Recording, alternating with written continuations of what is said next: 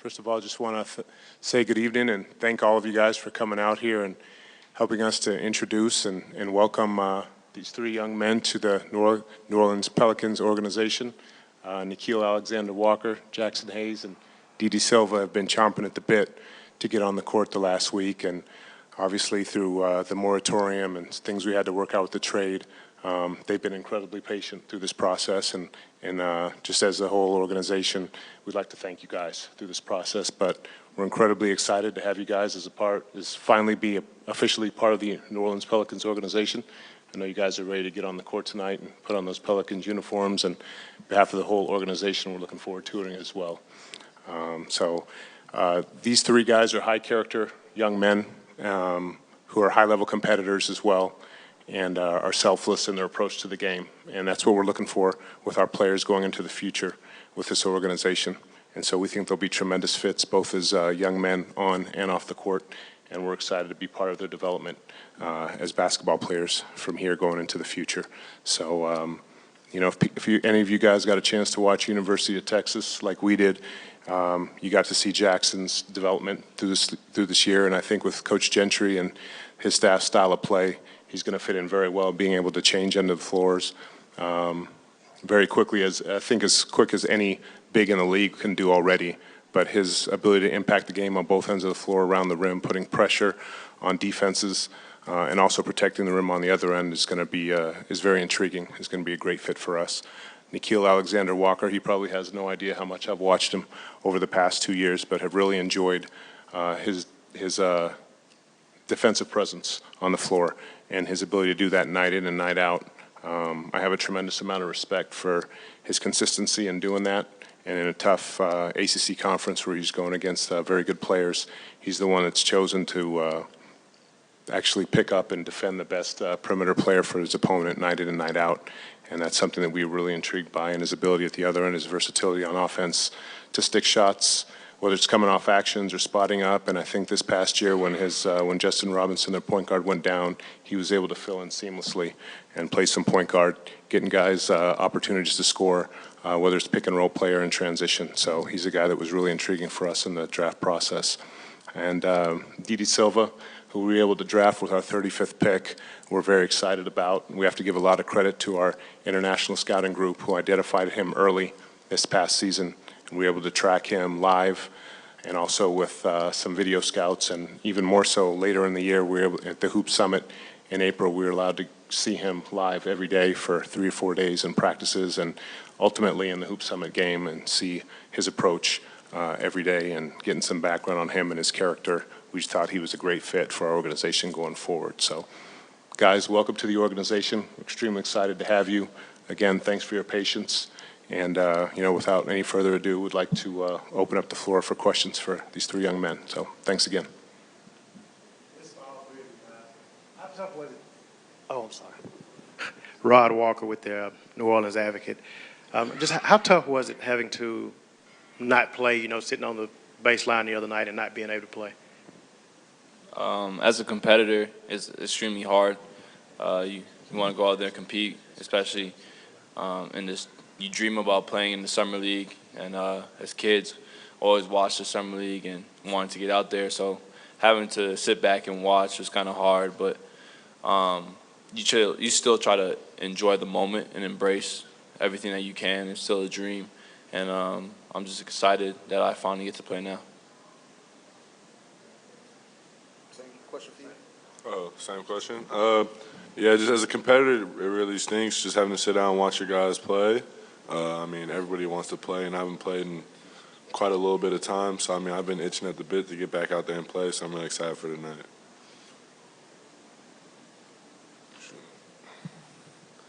Bom, foi difícil esses 6 dias aí só treinando e sem jogar. É uma ansiedade muito grande que nós jogadores temos para jogar, então de qualquer jeito a gente quer mostrar o nosso trabalho dentro da quadra. Então sempre vai ser difícil e também tem que ter muita paciência para quando chegar o dia também ficar tranquilo. He was saying it was difficult. He was anxious to come to show his work on the court, but he was patient patient, and now he's ready to play. Shamit Dua with the Bourbon Street Shots. Trajan, this is a question for you. When you guys traded the number 4 pick for multiple picks, what was your philosophy behind that? And was that an area where you saw an opportunity for surplus value? I think Atlanta approached us with a good deal, and I think these guys were targets of ours in the draft process, and we felt with picks in that range we could really get to those guys. And you know, we were fortunate that it worked out in that capacity because they were guys not only from a basketball standpoint, but from character and personality we thought would be great fits for the Pelicans organization moving forward.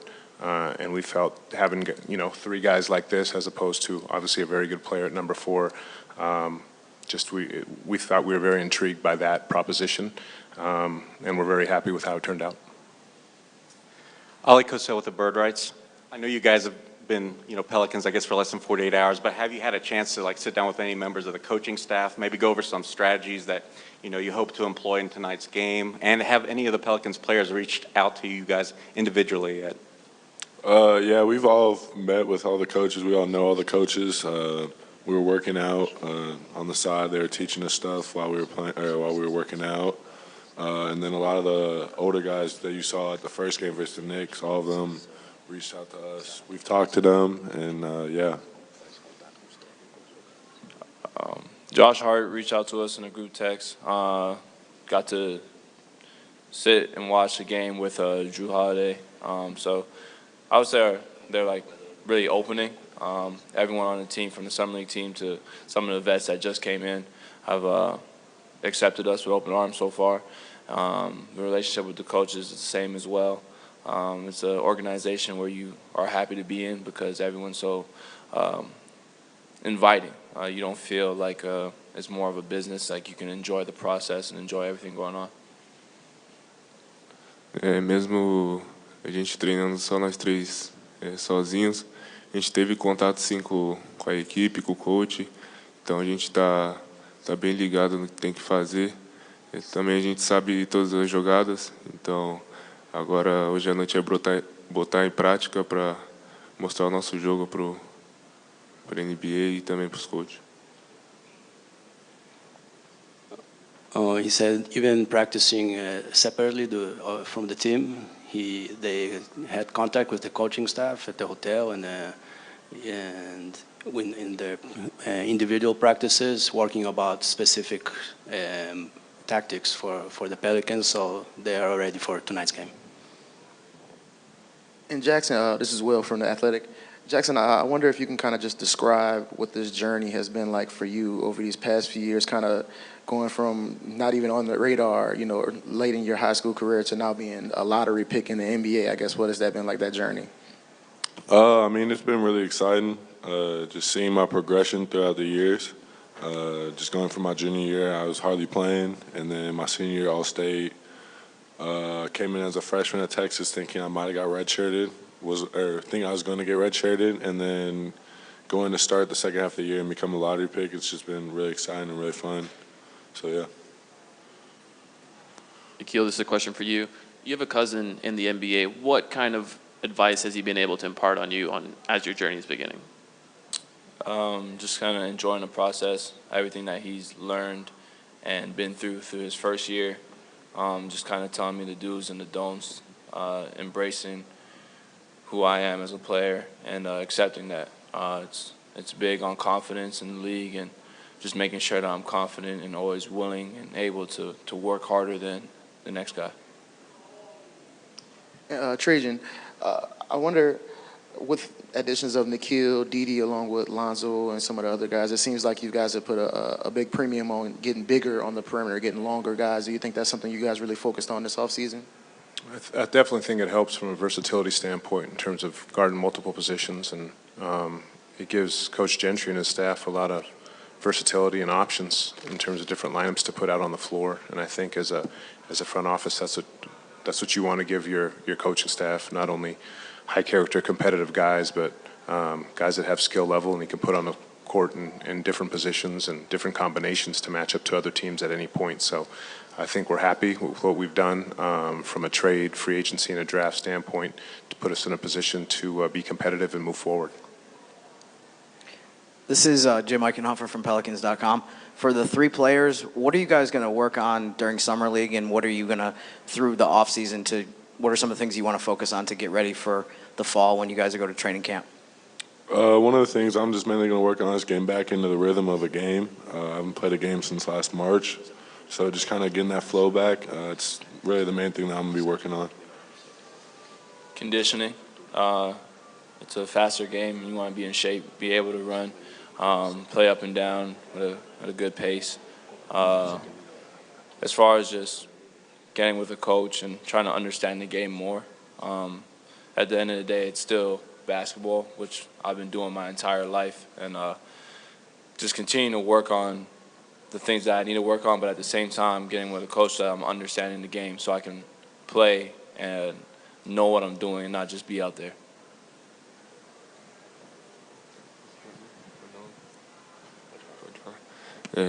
Na Summer League eu quero melhorar no meu jogo, o passe, um pouco também de visão de jogo que eu preciso ter, e melhorar a ida no rebote, melhorar também os dribles, que meus dribles não são muito bons, mas também no futuro aprimorar mais o meu jogo.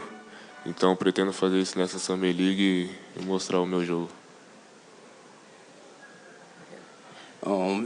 He's saying that in the Summer League he thinks he needs to work on his readings and passing, which is something that he's not to his satisfaction yet. And in the future, he's not too concerned. He just wants to work on rebounding and doing more fundamental stuff for normal basketball stuff. Malika Andrews, ESPN. I know you guys spoke about not being able to play in those first couple of games, but Summer League, as much as winning is nice, isn't necessarily always the outcome. I'm curious for you, especially considering those first couple of games you missed, what would you consider to be a successful Summer League? What comes out of that? Successful Summer League's winning the championship of the Summer League. I mean, that's always what you want to kind of say success is winning it all. You're the champion, so I'd probably say that's success for us. I mean, no, we're not successful, but like, I mean, if we grow as a team and figure out how our chemistry is, I mean, that'll also be successful, but the goal is always to win a championship. Kind of touch on what you were saying. It's just you always want to win. I mean, everyone plays at this level to win. Everyone knows that if you want to be great, you got to win. And so, but it's not the end-all, be-all. We know it's there's a bigger picture to it, and that Summer League is a great way to kind of get introduced into the NBA and prepare ourselves for what's ahead. I think that if we win every game and we learn how to play together, that's a win. But if we lose every game but still learn that we're growing and going in the right direction, I think eventually it'll start to crescendo the right way. Temos muito que melhorar ainda, mas para a gente ganhar essa Summer League a gente tem que manter a competitividade que nosso time tem e continuar unido e apoiando um outro, confiando, porque assim a gente vai longe, vai melhorar o nosso jogo e chegar nas finais da Summer League. He thinks still has a lot of work, but if we stay competitive and work with each other and play together, we can make it to the finals. This is a question for Didi. What are you looking forward to most with your opportunity in Australia?